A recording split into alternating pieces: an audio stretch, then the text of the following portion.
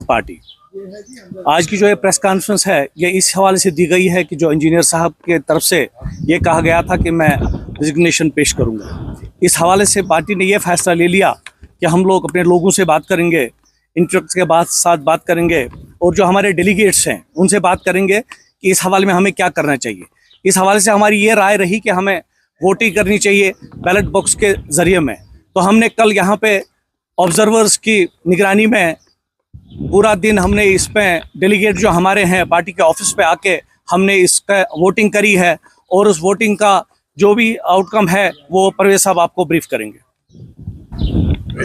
अहदेदारान हैं, उन्होंने एक जिम्मेदारी सौंपी थी कि एक सीक्रेट बैलेट होना है। जैसा कि आपको मालूम ही है कि इंजीनियर रशीद साहब ने एक अपनी राय रखी थी रेजिग्नेशन के हवाले से कि वो प्रॉपरली जो है जिस हिसाब से एक एमपी को ऑन ग्राउंड्स में काम करने चाहिए लोगों के जिसके लिए उनको मैंडेट मिला था उस हिसाब से काम नहीं हो पा रहे हैं। तो ये जो पेपर वोटिंग का जो पेपर था इस पे 3 ऑप्शंस रखे गए थे। अवामी इत्तेहाद पार्टी की जो भी वहाँ की जो अपनी डिसाइडिंग उसके ऊपर कमेटी है तो उन्होंने वोटर के लिए 3 ऑप्शंस रखे थे। नंबर 1 ऑप्शन था कि वोटर को जो है अगर उसकी राय हाँ में है कि इंजीनियर रशीद साहब को जो है उसमें रिजिग्नेशन देना चाहिए तो उस पर पहला एक ऑप्शन था हाँ का, और उसके बाद दूसरा ऑप्शन था वोटर के लिए कि उनको अगर वो इस बात से इत्तेफाक नहीं करते हैं कि इंजीनियर रशीद साहब को इस्तीफ़ा नहीं देना चाहिए तो उनके लिए एक दूसरा ऑप्शन था नहीं का कि इंजीनियर रशीद को बतौर एमपी अपनी जो कारकर्दगी है वो जारी रखनी चाहिए बजाय वो सलाखों के पीछे भी हैं। और उसके बाद तीसरा ऑप्शन था नोटा का। तो जैसे ही हमने ये 2 जो बैलेट बॉक्सेस आप देख रहे हैं हमने इनको रीओपन किया आफ्टरनून में आज, तो उसके बाद हमारे पास इसमें जो voter total number of votes जो काउंट हुए थे वो थे 773। I am repeating once more, 773 was the total number of votes जो भी कास्ट हुए थे। और उसके बाद जो जिसमें यस का ऑप्शन था कि जो भी मतलब वोटर्स इस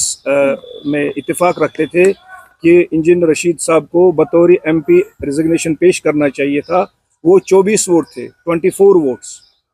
और उसके बाद जो मेजॉरिटी ऑफ द वोट्स थे जो इस हक में थे कि इंजीनियर रशीद साहब को एज एन एमपी अपनी जो कारगुजारी है वो जारी और सारी रखनी चाहिए, वो नंबर था 7466। और जो नोटा था, नोटा इसमें 3 वोट्स निकले हैं। तो ये जो हमारे पास आउटकम आया है इस डेमोक्रेटिक एक्सरसाइज के थ्रू वो इसमें हम ये समझते हैं कि अराउंड 98% ऑफ द वोटर्स जो भी मुख्तलिफ डेलीगेट्स आए थे नॉर्दर्न की जो भी हमारी पार्लियामेंटेरी कॉन्स्टिट्यूंसी है उसमें लोग इत्तेफाक करते हैं कि इंजीनियर रशीद साहब को बतौर एमपी अगर वो सलाखों के पीछे भी हैं अपनी जो भी उनकी जिम्मेदारियां है उनको जारी रखना चाहिए। और उसमें बहुत सारे जो ये डेलीगेट्स थे उनका ये कहना था कि अगर हम 2 साल की उनकी कारगुजारी देखते हैं